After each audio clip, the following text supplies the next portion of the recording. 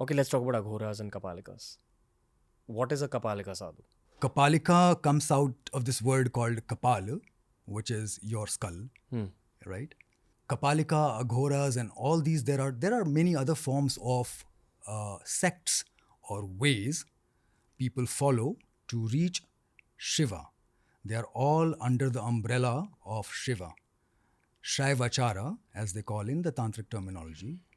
So I remember my Guruji used to say ki we are in the Nath Parampara, and all the Aghoris and Kapalikas, they come under our umbrella, but we necessarily don't belong to Kapalikas or Aghora Sampradaya. I mean, I have had some very healthy interactions with Aghoris, some from Banaras, some really good ones. You would never look at them and think even once they could be Aghoris in their lair. I mean, general, regular people like you and I.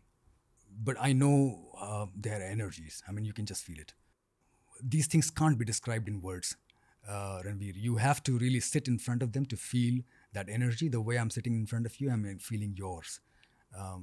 And then you would never be able to tell and describe them in perfect words as to how it felt like. It is a very different aura around them. At least the few that I have met in my life. You've met a Siddha Purush? Many. Siddha Purush. What do you, again, before you ask your question, very calculatively think about who and who do we call a Siddha Purush?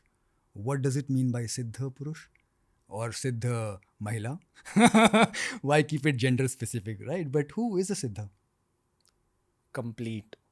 The deity resides inside the person. Master. Yeah.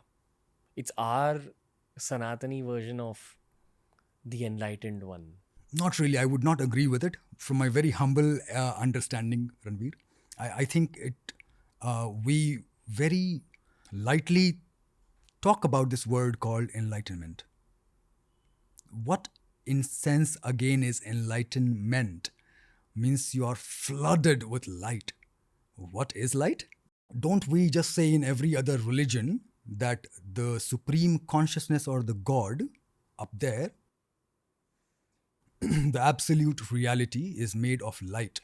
Even in our own tradition, we say Shiva as Prakasha and Shakti as Vimarsha, right? So it's a Prakash Vimarsha thing. That means that you're flooded with light. Not every time that you get a particular siddhi, you get that enlightenment. You get that mastery over that particular thing.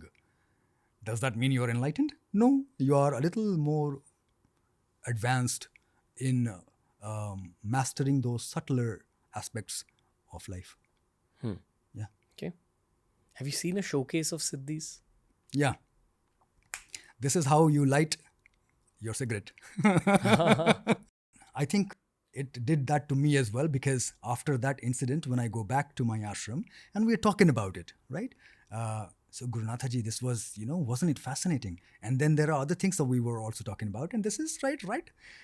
He's like, yes, of course it is fascinating. But is your goal just fascination? If it is, then yeah, go ahead. But if it is not, then there are so many other mastery that you can actually, but this is again drifting you from the goal of why you really started the whole thing. I can maybe earn a few bucks or impress you by lighting my cigarette like this. But more than that, I don't think this is really useful. We have 10 rupees lighter you can buy in. We don't have to spend like a few years together to get this siddhi. Does one lose something every time they showcase a siddhi?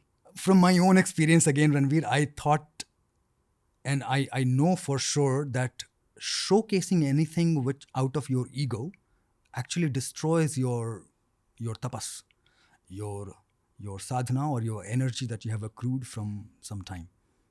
It is never good to do that. If you have something, this will be again as your prarabdha or as the cosmic wish or will, that it will come use to somebody else.